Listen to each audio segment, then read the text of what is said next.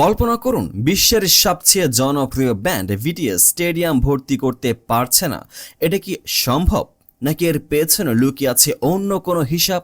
আবার অন্যদিকে তাকিয়ে দেখুন, চীনের বিনোদন বাজারে এমন এক ভাইরাস ছড়িয়ে পড়েছে যা সিনেমার চেয়ে বেশি টাকা আয় করছে, যেখানে এক নারী এক রাতে ৯৯টি সন্তানের জন্ম দিচ্ছে, কিংবা ১১ বছরের শিশুকে বিয়ে দেওয়া হচ্ছে ড্রামার নামে। আজকের ভিডিওতে আমরা এমন দুটি বিষয় নিয়ে কথা বলবো যা আপাত দৃষ্টিতে আলাদা মনে হলেও আসলে আমাদের আধুনিক বিনোদন জগতের এক কুৎসিত সত্যকে সামনে নিয়ে আসে।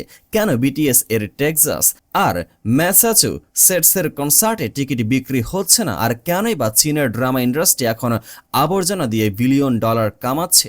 পুরো বিষয়টি জানতে ভিডিওটি শেষ পর্যন্ত দেখুন, কারণ এই ইনডেপথ অ্যানালাইসিস আপনার বিনোদন দেখার দৃষ্টিভঙ্গি বদলে দেবে। ২০২৬ সাল বিটিএস তাদের দীর্ঘ প্রতীক্ষিত ওয়ার্ল্ড ট্যুরের ঘোষণা দিল।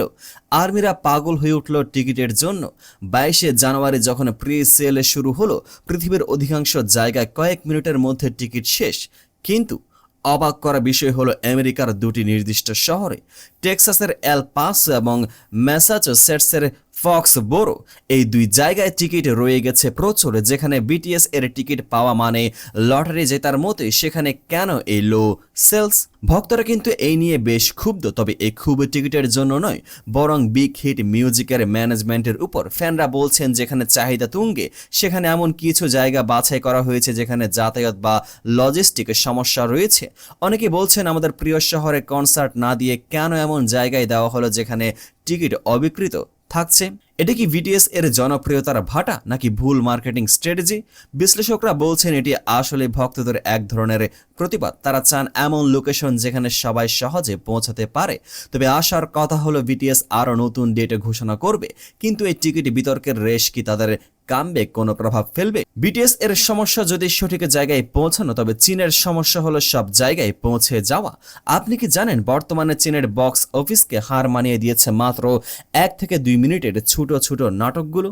২০২৪ সালে ডেটা বলছে, চীনের সাধারণ সিনেমার বাজার যেখানে ৪০ বিলিয়ন ইউয়ান, সেখানে এই শর্ট ড্রামা ইন্ডাস্ট্রি পার করে গেছে ৫০ বিলিয়ন ইউয়ান। ২০২৫ সালের মধ্যে এটি ৬৭ বিলিয়ন ইউয়ানে পৌঁছাবে বলে ধারণা করা হচ্ছে। প্রায় ৭০ কোটি মানুষ এখন এই বাইট সাইজ বিনোদনের নেশায় বুঁদ।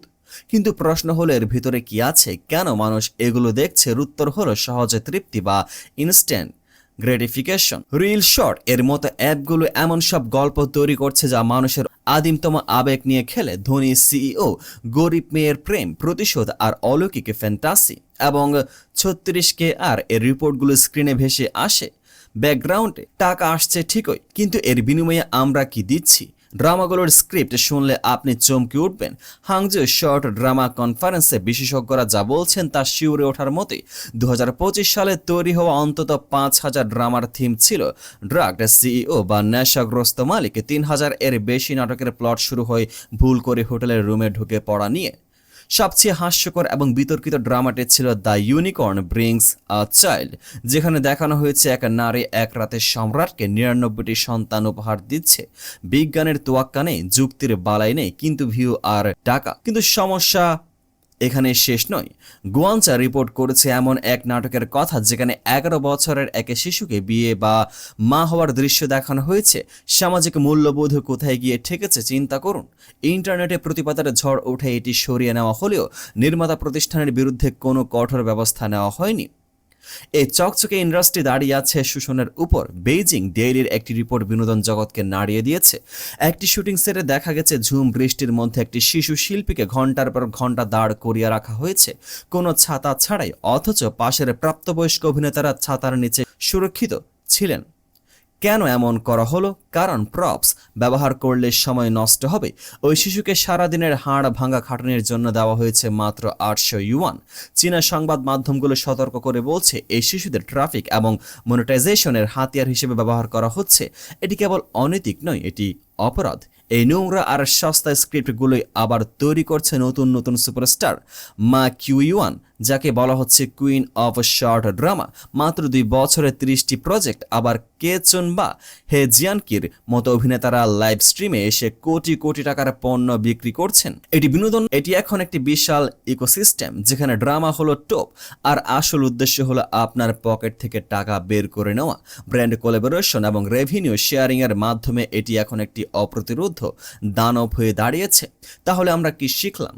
একদিকে বিশ্বের সেরা ব্যান্ড বিটিএস, যারা মানের সাথে আপস না করে মাঝে মাঝে লজিস্টিক বা লোকেশন জটিলতায় পড়ে। অন্যদিকে চীনের শর্ট ড্রামা ইন্ডাস্ট্রি, যারা কোনো নিয়ম নীতি বা মূল্যবোধের তোয়াক্কা না করে কেবল সস্তা জনপ্রিয়তার পেছনে ছুটছে।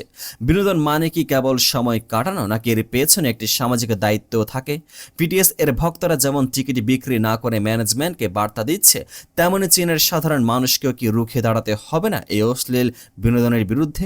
আপনি কি মনে করেন বিটিএস এর টিকিট বিতর্ক কি আসলে তাদের জনপ্রিয়তার অভাব, নাকি ভক্তদের সচেতনতা?